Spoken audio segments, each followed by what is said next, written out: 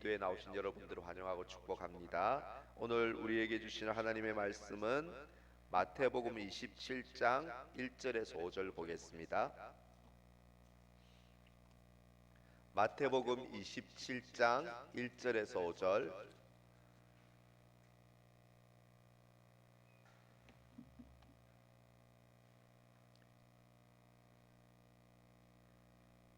우리 마태복음 27장 1절에서 5절을 우리 같이 읽도록 하겠습니다.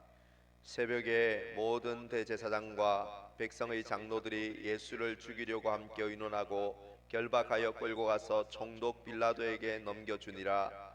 그때 예수를 판 유다가 그의 정죄됨을 보고 스스로 뉘우쳐 그 암 30을 대제사장들과 장로들에게 도로 갖다 주며 이르되 내가 무지한 피를 팔고 죄를 범하였도다니. 그들이 이르되 그것이 우리에게 무슨 상관이냐. 내가 당하라 하거늘 유다가 은을 성소에 던져 넣고 물러가서 스스로 목매어 죽은지라. 아멘. 고난주간 기도에 나오신 여러분들을 주님의 은혜로 진심으로 환영하고 축복합니다. 어려운 힘든 이 어려운 환경을 뚫고 이 자리에 나온 여러분들에게 우리 주님의 십자가의 능력이, 은혜가 오늘 이 시간에 충만하기를 소원합니다. 오늘 올해 고난주간 기도에는 주님의 12제자 중에서 몇 명을 묵상하려고 합니다. 주님을 가장 가까이 따라갔으면서도 가장 연약했던 제자들의 모습을 우리가 묵상하면서 연약하고 불완전한 우리를 사랑하셔서 우리를 위해 십자가의 길을 가신, 우리를 위한, 연약한 우리를 위한 십자가라는 주제로 주님의 제자 5명을 이렇게 차례로 묵상해 보고자 합니다. 그 중에 12제자 중에 첫 번째 제자로 가룟 유다를 살펴보고자 합니다. 가룟 유다를 통으로 이름인 줄 알고 계시는 분들이 계신데, 가룟 유다는 이름이 아니시요. 실제 이름은 유다이고 가룟이라는 말은 유다의 지방의 한 지명이 가룟입니다. 그래서요, 유다란 이름은 오늘날 철수 혹은 영희, 영자처럼 흔한 이름이었기에, 그래서 동일한 이름과 구별하기 위해서 가룟 출신의 유다, 가룟인 유다라고 이렇게 부르게 된 것입니다. 유다란 이름의 뜻이요, 찬양, 주님을 찬양하다, 찬양입니다. 그런데 그의 삶은 주님께 찬양, 영광이기보다는 우리가 잘 아는 대로 은 30에 주님을 팔아넘기는 배신자, 배신의 삶이었습니다. 오늘 사복음서에 나타난 유다의 모습을 통하여서 우리는 타산지석, 유다의 그릇된 모습을 통해서 우리에게 옥석을 발견하는 타산지석의 교훈을 생각해 보고자 합니다. 유다에게서 우리가 배우는 타산지석의 교훈은, 첫 번째는요, 우리 속에 무력과 탐심을 늘 경계하자는 것입니다. 무력과 탐심을 경계하라는 것입니다. 요한복음 12장 1장에 보면, 1절에 보면 한 여인이 비싼 향유를 주님 발에 부어드리는 사건이 일어납니다. 이 여인의 아름다운 헌신을 보고 와, 너무 아름답다 이렇게 한 것이 아니라 가룟 유다가 저 향유를 300데나리온에 팔아서 가난한 자들을 구제했으면 얼마나 유용하게 썼겠는가 하면서 여인의 헌신을 비난하고 돈으로 환산합니다. 그러자 유다의 이 행동에 대하여 요한복음의 저자인 사도 요한은 이렇게 평가를 하는데요. 요한복음 12장 6절, 요한복음 12장 6절 우리 화면에 나오는데 같이 읽겠습니다. 시작. 이렇게 말함은 가난한 자들을 생각함이 아니요 그는 도둑이라 돈괴를 막고 거기 넣는 것을 훔쳐가미르라.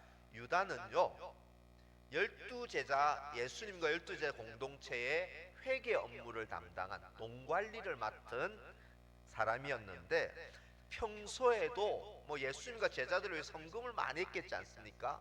그런 것을 관리하면서 평소에도 인마이 포켓, 착복하고 유용하고 이렇게 했던 것 같습니다.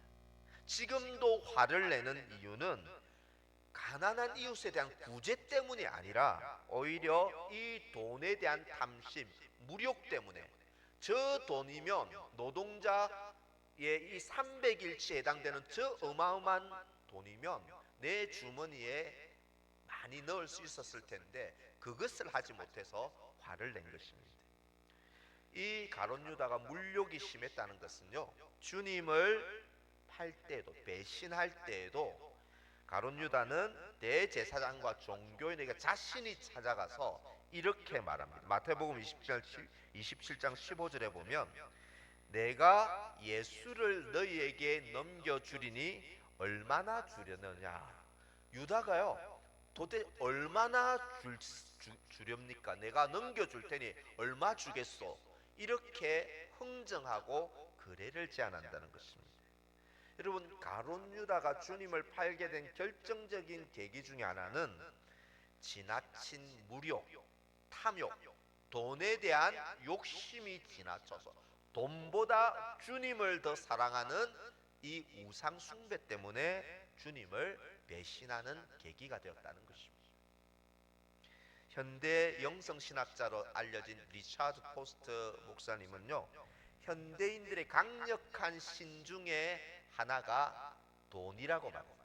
돈과 권력과 성이 현대인의 신인데, 돈이 제일 먼저 가장 강력한 신이라고 말합니다. 여러분, 우리는 안 그런 것 같죠? 우리는 탐심이 없이 사는 것 같습니까? 언제 우리는 하나님보다 돈을 신격화하고 돈을 갈망하고 돈을 신으로 삶을 위험에 언제 우리는 빠지게 될까요? 긴급하게 돈이 우리에게 필요할, 돈이 너무 없어서 긴급하게 필요할 때 시험에 듭니다. 이 공금을 내가 좀 쓰면 안 될까? 그리고 너무 돈이 없어 가난할 때, 생계가 어려울 때 돈을 너무너무 갈망하고 불의한 방법으로 추구하게 됩니다. 현재보다 만족하지 못하고 남들보다, 지금보다 더 가져야 한다는 비교의식과 시기심이 있을 때 우리는 돈을 숭배하게 되는 것이죠.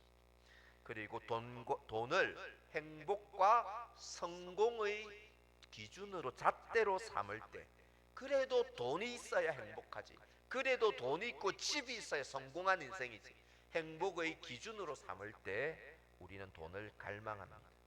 그리고 잠깐의 이득을 위해서 이중장부를 만들고 거짓으로 소득을 기재하고 신고하고 탈세하고 폭리를, 매매할 때 폭리를 취하고, 심지어 우리가 궁할 때 주님께 드릴 헌금을 우리가 떼어서 도둑질하는, 여러분, 우리는 우리 곁에 이런 탐심의 우상이 여러 위협으로 도사리고 있습니다.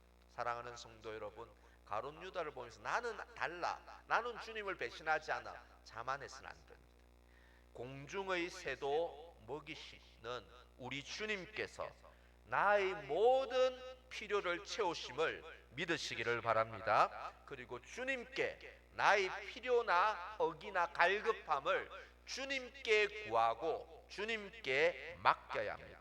그리하고 날마다 우리 속에 지금보다 더, 남들보다 더, 하나님보다 더 욕망으로 삼는 돈에 대한 무력, 우상을 날마다 경계하고 날마다 이런 욕심을 못 받고 물질에 있어서 투명하고 정직한 그리스도인 되시기를 간절히 축원합니다. 유다에게서 타산지석으로 배우는 두 번째 교훈은 마음의 정원을 잘 관리해야 된다는 것입니다. 첫 번째, 무력을 경계하자. 두 번째는 마음의 정원을 잘 가꾸자입니다. 유다가 주님을 배반하게 된 결정적 단초가 있습니다. 시초가 있습니다. 무력도 있지만 시작이 있습니다. 주님을 배반하게 된 그 시작이 무엇일까요? 요한복음 13장 2절에는 이런 말씀이 있습니다. 마귀가 가룟 유다의 마음에 예수를 팔려는 생각을 넣었다. 마귀가 유다의 마음에 예수를 팔아라 생각을 넣었다고 말합니다. 배신의 시작은 마귀의 충동질과 찌르기와 유혹이었습니다. 마귀는 생각을 집어넣으면서 유다에게 내가 원했던 메시아가 아니지 않냐? 예수를 팔아버릴까? 이런 생각을 마귀가 유다의 마음에 불러일으킨 것입니다. 여러분, 이런 신앙생활 하다가도 이런 부정적인 생각, 진짜 속으로 교회 안 나가버릴까? 뭐 이런 생각들, 악하고 부정적인 생각은 누구에게나 일어날 수는 있습니다. 그죠? 할 수도 있죠. 저 꼴보기도 전에 다시는 보나봐라. 우리는 이런 부정적이고 악한 생각을 누구나 할 수 있습니다. 그런데요, 그 악한 생각을 저항하지 않고 거부하지 않고 계속 수용하고 나쁜 생각을 계속 품고 받아들임으로써 마귀의 이 유혹과 찌르기 앞에 자기의 마음 문을 열어준 것이 유다의 큰 잘못이었다는 것입니다. 이런 생각이 일어나는 것을 막을 수는 없지요. 그런데 계속해서 그 생각에 동의하고 열어주면서 아예 마귀가 그 우리를 장악하도록 마음을 열어준 것이 문제였다는 것입니다. 요한복음 13장 27절을 보시면요, 조각을 받은 후 곧 사탄이 그 속에 들어간지라. 처음에 마귀는 예수를 팔아도 괜찮지 않을까? 네가 얻은 게 뭐가 있어?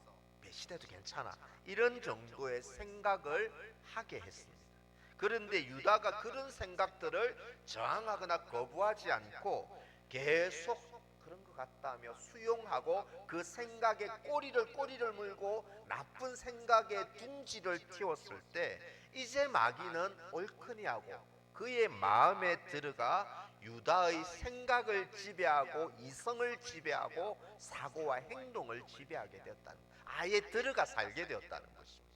마음의 정원의 애초에 관리를 잘 못했기 때문입니다. 우리는요, 한두 번쯤 뭐 이렇게 하는 것 어때? 한두 번쯤이야 실수하고 죄 짓는 것 어때라면서 우리가 마귀가 주는 이 악한 생각에 아주 무방비로 우리 마음을 계속 열어주고 수용하면, 처음에 마음 문을 열어주면 마귀는 점점 거실, 우리 마음의 거실로 들어오고요, 마침내 우리 마음의 안방을 차지하게 됩니다. 그래서 그 악한 생각이 악한 말로 나오고 악한 행동으로 나오고 마귀의 지배를 받게 되는 것입니다. 현재 마음의 정원에 가득 차 있는 생각은 어떤 생각들입니까? 염려입니까? 아니면 누군가에 대한 원망입니까? 질투와 시기입니까? 아니면 쾌락입니까? 두려움입니까?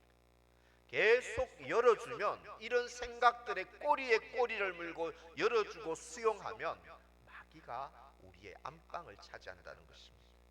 저는 이런 생각들이 떠오르는 것을 막을 수 없죠. 그래서 순간순간 내가 점점 더 안방까지 내어주련다 이런 생각이 들면 저는 찬양을 부릅니다. 그 생각을 전환하고자 몸부림칩니다. 오늘 내게 주신 말씀, 이번 주간 주신 말씀을 한 번 더 떠올리며 그러한가를 묵상합니다. 예수님이라면 어떻게 하셨을까? 한 번 더 스스로에게 질문하며 마음의 정원을 강탈당하지 않으려고 합니다. 사랑하는 성도 여러분, 매 순간 마귀가 우리의 마음의 정원을 차지하고 안방을 차지하려고 찌르는 악한 생각들이 있다면 그것을 매일매일 날마다 못 받고 주님 생각, 말씀 생각, 선한 생각으로 우리 마음의 정원을 주님이 가꾸시도록 아름답게 가꾸어 드리는 저와 여러분 되시기를 간절히 축원합니다. 마지막으로 유다에게서 타산지석의 교훈을 배울 수 있다면 후회를 넘어 회개까지 이르러야 한다는 것입니다. 저는 유다의 가장 큰 잘못이 예수님을 은30에 팔았다는 데 있다고 생각하지 않습니다. 그것보다 더 큰 죄가 있습니다. 여러분, 마태복음 오늘 읽은 27장 3절에 보면 가룟 유다는 주님이 정죄받고 비난받고 고통받는 것을 보면서 스스로 이렇게 뉘우쳤다, 스스로 뉘우치고 후회했다고 3절에 기록합니다. 4절에서는 돈을 종교인들에게 돌려주면서 내가 범죄했다, 사람 앞에서, 그들 앞에서 자기가 죄를 잘못했다고 하며 돈을 돌려주려고 합니다. 그 다음 행동이 무엇이? 여기까지 보면 이거 잘하면 회개하겠는데 후회하고 지금 회개하려고 합니다. 그런데 다음 행동이 무엇일까요? 5절에 보시면 유다가 스스로 목매어 죽었더라, 이렇게 기록합니다. 유다는요, 회개하지 않았습니다. 후회했지만 자살함으로써 회개에 이르지 못했다는 것입니다. 이게 가장 큰 죄악이라는 것입니다. 베드로도 저주하고 맹세하여 예수님 욕하고 부인했지요. 그러나 그는 나중에 죄를 깨닫고 회개하고 다른 길로 돌아간다. 자살한 것이 아니라 오히려 하나님의 영광을 위해서 살았다면, 유다는 회개한 것처럼 보여도 후회했지만 회개하지 않았기 때문에 자살로 마감을 했습니다. 여러분, 후회와 회개의 차이가 뭘까요? 후회와 회개의 차이. 후회, 한자를 보면 뒤후 뉘우칠회로 뒤의 일, 이미 지나간 뒤의 일을 뉘우치는 것이 후회. 그때 그렇게 안 할 걸, 내가 말했어. 후 뒤에 있는 것, 지나간 일을 뉘우치는 게 후회입니다. 회개는요, 뉘우칠 회, 고칠 개를 씁니다. 잘못을 뉘우치고 잘못된 것을 바로잡고 고치고 바꾸어가는 것이 회개라는 것입니다. 참된 회개는요, 그래서 잘못을 뉘우칠 뿐만 아니라 하나님 앞에서 그 잘못을 시인하고 자백하고, 그리고 내가 잘못한 악한 행동, 나쁜 말, 그리고 악한 생각을 고치고 바꾸는 것이 회개입니다. 잘못된 길로 갔다면 유턴해서 다른 길로 가는 것까지가 회개라는 것입니다. 여러분, 우리는 다 연약합니다. 우리는 다 하나님과 사람 앞에서 실수 많이 합니다. 중요한 사실은 내가 얼마나 크고 많은 죄를 지었는가, 그때 내가 왜 그 말을 해서 이렇게 사단이 났을까, 이런 후회가 중요한 것이 아니라는 것입니다. 넘어졌을 때 진심으로 뉘우치고 하나님께 자백했는가, 그리고 죄악을 고치고 바꾸려고 노력했는가, 이것이 하나님 보실 때 참된 회개의 기준으로 보신다는 것입니다. 1983년 LA 올림픽 때 중국 여자 선수인 저우지용이 플랫폼 다이빙 부분에서 금메달을 땄습니다. 아주 작고 왜소한 체구였는데요, 한 기자가 인터뷰에서 그렇게 작고 왜소한 체구로 어떻게 아름다운 다이빙을 연출할 수 있었습니까? 물었을 때 그 저우지용이 이렇게 대답합니다. 저는 어렸을 때 100m 경주를 좋아했습니다. 그런데 몸이 약해서 경주에 나가면 자주 고꾸라지고 넘어졌습니다. 그때마다 어머니는 늘 이렇게 말씀하셨어요. 얘야, 나는 네가 1등 하는 것보다 넘어졌다가 일어나는 모습이 아름답답니다. 나는 내가 일어서는 모습이 너무 아름다워 견딜 수 없단다. 어머니의 이 말을 되새길 때마다 플랫폼 다이빙대 위에서 평안과 자신감을 얻을 수 있어서 그렇게 다이빙했습니다, 대답했다는 것입니다. 나는 내가 넘어졌더라도 일어서는 모습이 너무 아름다워 견딜 수 없단다. 혹시 우리가 연약해서 마귀의 유혹과 공격 앞에 넘어진 적이 있습니까? 또 실수하고, 말에 실수하고 행동에 실수하여 다른 사람들을 아프게 한 일도 있습니까? 지금이라도 늦지 않습니다. 후회만 하지 말고 하나님 앞에 다 솔직하게 자백하십시오.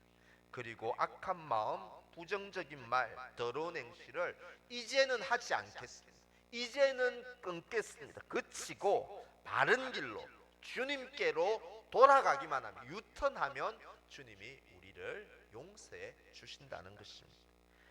우리가 진실하게 이렇게 유턴하고 회개하면 하나님은 넘어졌더라도 다시 일어서는 모습이 너무나 아름답구나, 이렇게 말씀하실 것입니다.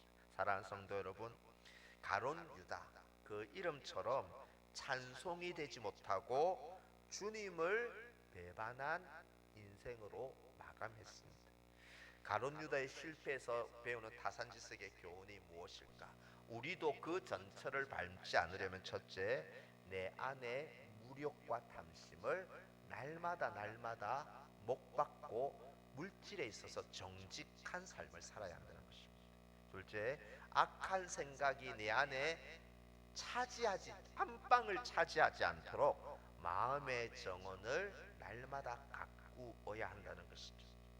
후회에 그치지 말고 하나님 앞에 자백하고 나를 고치고 바꾸는 결단으로 참된 회개까지 나아가야 한다는 것입니다. 이러한 진리에 대한 결단으로 우리 주님 가신 그 길에서 배반의 길을 가지 않고 주님 잘 따라가는 서울남교회 모든 성도님들 되시기를 우리 주님의 이름으로 간절히 축원합니다. 오늘 주신 말씀 붙잡고 우리 몇 가지 기도할 텐데, 그 전에 우리 찬양 한 곡 할 때 우리 보혈을 지나 하나님 품으로 우리 기도하기를 원합니다. 우리 속에 이런 연약함들이 있어, 무력이 있고요, 우리 속에 또 마음의 정원의 쓰레기 더미로 만든 죄악들이 있고요, 후회만 하면서 진정으로 바꾸려는 의지가 없는 악한 모습이 있을 때 하나님 이렇게 바꾸겠습니다 이렇게 말하기 전에 주님이 먼저 십자가의 보혈로 우리를 용서하고 또 이미 용서하려고 준비하고 계신데, 주님의 그 십자가 은혜 앞에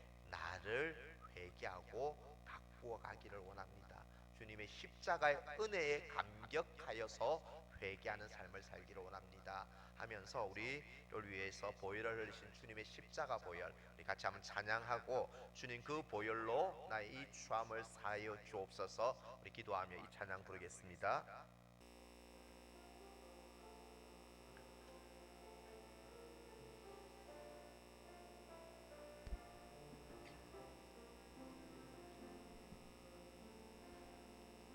보혈을 지나 하나님 품으로, 보혈을 지나 아버지 품으로, 보혈을 지나 하나님 품으로 한 걸음씩 나아가네. 보혈을 지나, 보혈을 지나 하나님 품으로, 보혈을 지나 아버지 품으로, 보혈을 지나 하나님 품으로 한 걸음씩 나아가네. 존귀한 주 보혈이 내 영이 새롭게 하시네.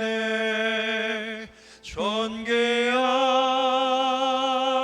주 보혈이 내 영이 새롭게, 우리 보혈을 지나 아버지 품으로, 보혈을 지나 하나님 품으로, 보혈을 지나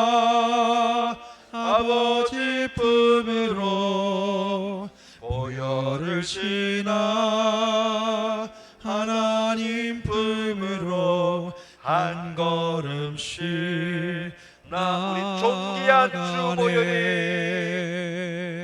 존귀한 주보혈이 내 영이 새롭게 하시네. 존귀한